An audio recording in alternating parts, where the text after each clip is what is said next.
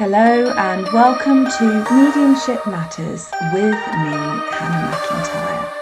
And today's episode is entitled Creating Space. And this is one of the things that I may have touched on past podcasts, but it's something that the spirit world have shown to me from very, very early on in my readings journey and working with them journey. And something that us humans really struggle with, me included. So you probably have heard the message that gets out there quite often, which is if you want your life to change, if you're trying to manifest change in your life, new experiences in your life, a different storyline in your life, then the first thing that you have to do is stop doing everything the way you've always done it. And it's one of the things when people come to me for readings that often comes up is we want it to change. We're asking the spirit world to help us create change in our lives, but we still keep making the same choices, the same decisions. We still keep using our energy in the same way. So let me explain this to you as spirit show it to me, which is always the pint glass analogy. So if you imagine your energy as a pint glass, and your pint glass at the moment is probably full because most people's pint glasses are, mine included, no shade. So it's absolutely at that point where it's completely to the top. There's liquid in that pint glass all the way up. In fact, you may find that it's even overly full, and there's you know how water can sort of raise above the level of a glass? It's almost like magic, but it's physics, that it's completely full. And for some of you, you will recognise straight away that your pint glass is overfull and there's stuff running down the sides of it, okay? So we know that these things need to change. We know, especially if you're in a space where your pint glass is full to the brim, you know that you're in a space where you're not feeling content, you're feeling stressed, you're feeling overworked, you're feeling like there's too much going on, you're feeling like you're pulled in too many directions. And we ask the spirit world for help. And the spirit world come back and say, well, you've got to do this, or you've got to do that. And we say, okay, yep. And then maybe we won't do it for a day, or maybe a week, or maybe a month, but all of a sudden, things start creeping in. Now, things that fill your pint glass vary in frequency. So a pint glass that is mostly full with high vibrational, positive, good experiences. I mean, nobody gets out of here with a pint glass that is pure joy, but mostly good. You will find that your life is easier, better, more fulfilling, happier and joyful than somebody's whose pint glass is filled with sludge. The difficult times, the hardships, the unhappiness. So not only is your work here about creating space in your pint glass, it's also about looking at the quality of the beverage contained therein. Got it?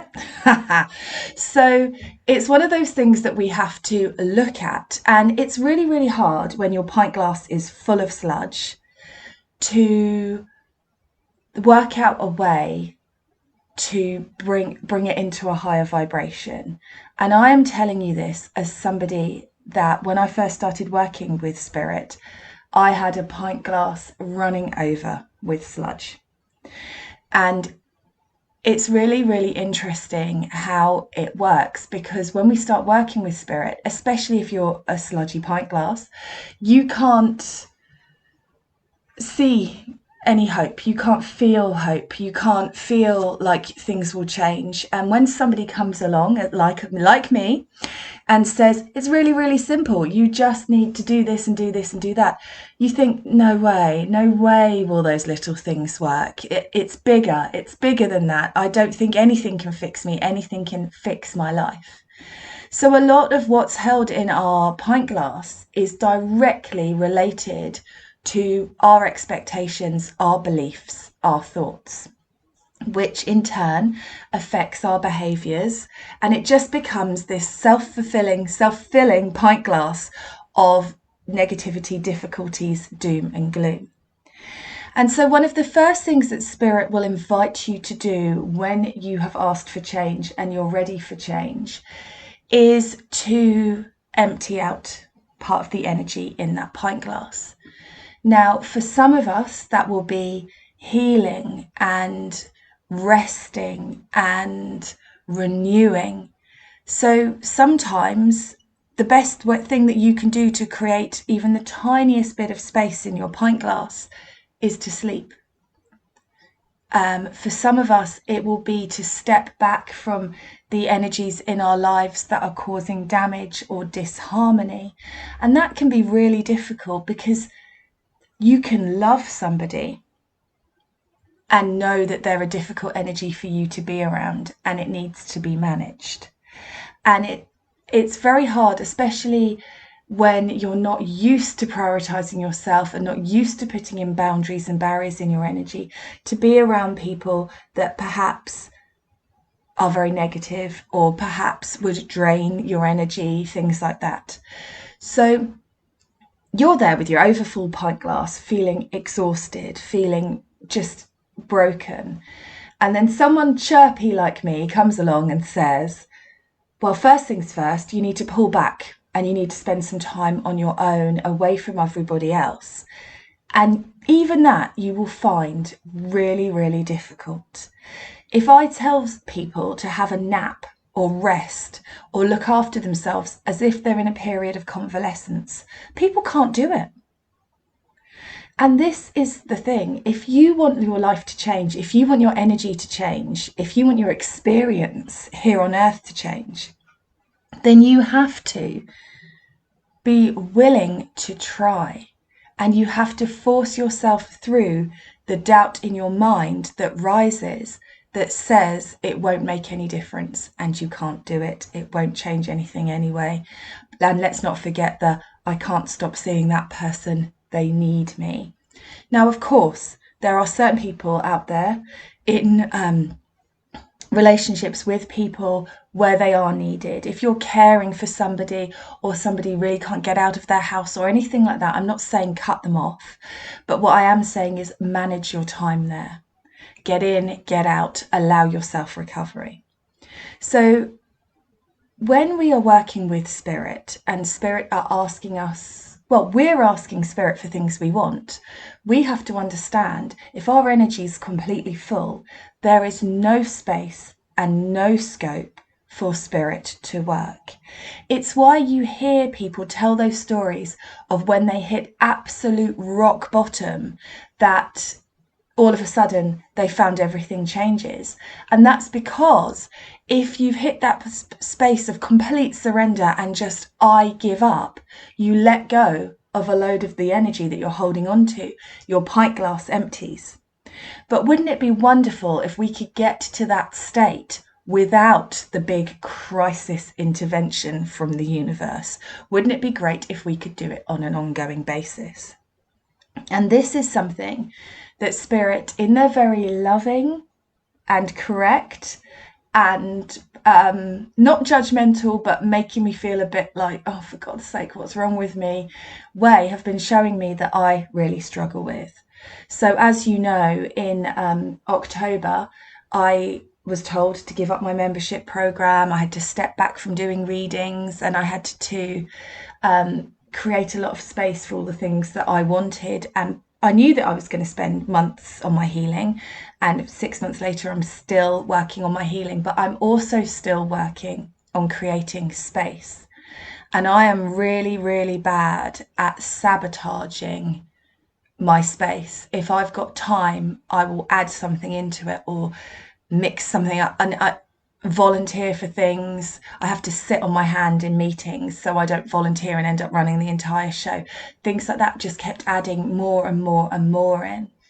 And I know that what I want from my career, my mediumship, is quite big. And so I know that I need to create a lot of space to give the spirit world that flexibility to work with me. And so still my work is at this time releasing, letting go. I've just retired from my volunteering job, which I absolutely adored, but it was like running a small business, and I needed to be able to focus on me. After all that time, 4 years of volunteering, it was time to focus on me and what I want. And it's stuff like that. And you would think, wouldn't you, if old me would have said, and they've just reminded me of this, old me would have said, well, I'm volunteering, it's a good thing, it's helping people, the spirit world will help me to work around it. But actually, the truth is, the spirit world knew that I needed to let it go to create space. That kind of thing. Now, I'm going to take this even further. We all know that meditation is brilliant. Yeah, we all know that. We all know we should be meditating more. And we all know that meditation isn't the be all and end all. There are other ways of getting the same benefit, but meditation is a really good, easy way of getting that benefit. Time on your own, a break from your thoughts, a break from doing. But one of the things that I find that people struggle with is the step from busy, brain on the go. I mean, our brains are changing so much. If you look at us all on our phones all the time. I heard another podcast because my husband listens to the number one podcast, the CEO podcast, and he was interviewing somebody on there. And he was saying that we think we're doing multiple things at once. We think we're scrolling on our phone and listening, but actually you're only able to do one or the other, and we're overloading our brains. And I thought that was quite interesting. And we're going from that kind of state of overloaded advertising, busy. I tried to watch a program that I used to watch when I was a child the other day, just because I went, oh, how lovely, Bagpuss. God, it was slow. It was so painfully slow. Just get on with it, Professor Yaffle. Get off the shelf, for God's sake. What are you doing? But isn't that interesting? Because, okay, yeah, I'm 40. That show's quite old, 41. But when you look at children's TV now, it's so much faster.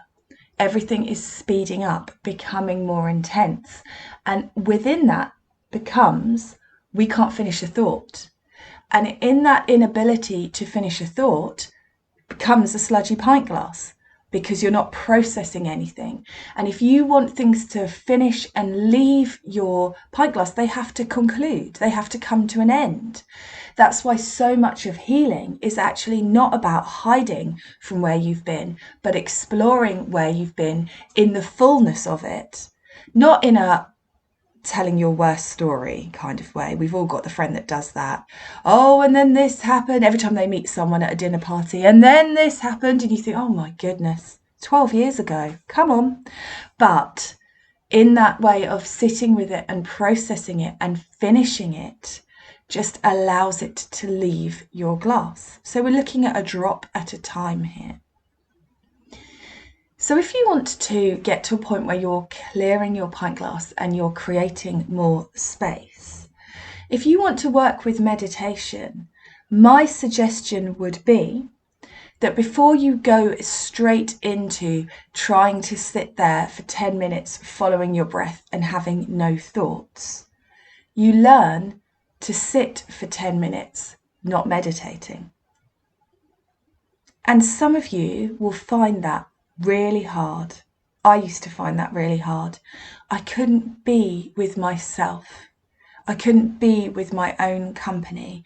I was so disconnected from self-love and myself that I just couldn't be with me. And I would find and create things to distract me, to fill that space, to keep me busy so that I didn't have to sit in my own company. And if you're recognizing that about yourself, then you need to recognize that you're not going to be able to meditate because you're straight away going to be faced with you. Meditation is the act of going within to find stillness. If you can't go within and sit with you, you won't be able to do it. So one of the things that I really recommend is being very present with yourself, completely alone, every day in some small way. So for me, sometimes I sit and I watch the birds on the bird feeder. Sometimes you could just have a cup of tea and sit with your cup of tea in silence. And I want to be clear about that. This is not watching something on the TV. This is not listening to my podcast, or any podcast for that matter. Other podcasts are available. But it's not about filling your head with more information. It's not about reading a book. These are all great self-care things to do. But when was the last time you've spent time on your own with you? And Spirit pointed it out to me the other day. They made I couldn't get my Spotify to work in my car. And I thought, oh, I want to listen to Abraham Hicks. I want to listen to a podcast. I want to do this. I want to do that. And then they said to me, but that's the problem. It's a 12-minute journey, and you're filling the whole of that journey with other information and noise, which isn't a bad thing, but you have to find the balance with it. So before you start pushing yourself into a meditation forced state and then wonder why it's not working, my suggestion would be learn to sit with yourself for 10 minutes every day. And in that 10 minutes, you'll find all sorts of stuff comes up, especially if you've got a sludgy pint glass. No offense. But as things come up to be dealt with, your pint glass will become clearer and clearer. As you stop giving away energy to other people, which is more like an exchange. So if you, for example, have got a friend who's very negative, very dramatic, and you go to see them, you give them your good energy, and in exchange, they will send into your pint glass all their drama, negativity, unhappiness, which you then need to process. Now, that doesn't mean that it's not valuable what you're giving them, but what you have to do is make sure that your pint glass is in a fit state. If you're turning up to somewhere and you've got a 75% good energy pint glass, you've got enough to give away to somebody, and you've got enough to be able to take their stuff and process it. If you've got a 75% sludgy pint glass, then another 5% of somebody else's sludge just adds to what you're already trying to deal with. I hope this analogy is working through the airwaves. It makes sense to me because I'm simple. I like things simple. So when you're working energetically and you want real meaningful change in your life, that real meaningful change comes from you. It's not that the spirit world will come in, tip out the contents of your pint glass, give it a quick swill around and a wash and fill it up with good stuff. It's about you putting stuff down, clearing it out, releasing, healing, and learning to sit in alignment with you. And the more that you learn to sit in alignment with you, the more clearly you will receive the signals from your own energy and your own knowing when you're in a situation that isn't compatible with where you want to be. But when you're filled with sludge, it's almost that, well, what's a bit more? Might as well stay in this, what's a bit more? So whatever it is that you want in your life, whether you're just wanting good times and growth, or whether you've got massive, meaningful differences that you're looking for in your life, no matter who you go to for a reading, no matter how they give it to you, which metaphor, analogy they use, ultimately it's the same message. It's the same message again and again and again. If you want it, you have to get your energy into a compatible state with it. And here's the bit where we're going to take it even further still. Sometimes you've got to learn to maintain a state of semi-emptiness. And that's the bit that I am really struggling with at the moment. So say, for example, you've released loads of stuff, you've got loads of time now, you're letting things go, there's that kind of expectation as a human that that space is going to be automatically filled by spirit. As soon as that space is empty, in that energy will rush of what you've asked for. And yes, sometimes that happens, and sometimes it doesn't. And what I keep doing is filling that space and not holding it. Filling it with projects and ideas and work and social media and this, that, and the other. And I'm having to learn to step back from it and hold that space. And it's easier said than done. So I hope this has all made sense. It's just something they've been talking to me about a lot recently. And I just knew I had to share it with you all. It's hard. The hardest thing to do is to prioritize yourself when you're so used to not prioritizing yourself. And you might think sometimes that you've got it all in the bag and you're finally doing it, only to realize that you're tricking yourself. So it's easy with spiritual work and mediumship and this calling to say, I should be doing this, I should be doing more, I should be doing this, I should be doing more. And that's something I do. Or spirit want me to do this work, spirit want me to do this, I'm helping people. And actually that's another form of filling my glass and not looking after myself, filling it with the wrong energy. And you have to accept that sometimes. You have to allow yourself to stop and step back and take time. I've been doing these art readings, which I've really, really enjoyed doing.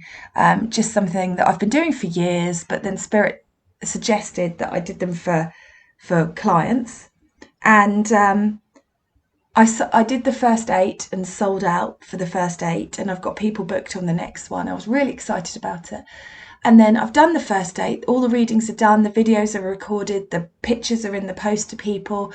I'm really excited about it. And then this morning I thought, I could do a few more. I could do a few more of those. And Spirit had to come in and say, no, you've done enough. Rest, relax, have some time off, enjoy, catch up on the washing, that kind of thing.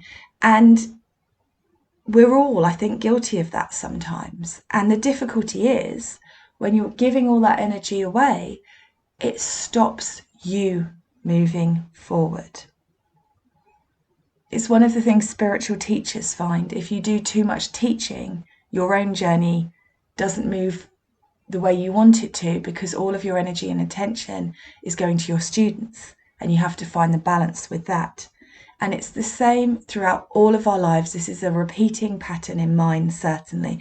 And I don't hope you recognise it, because I hope you're getting it wrong. I hope you recognise what I'm trying to say, so that we can all start sitting, learning to be slower and stiller and calmer,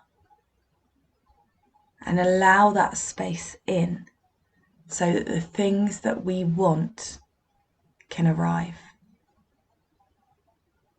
Thank you very much for listening. Have a lovely, restful day.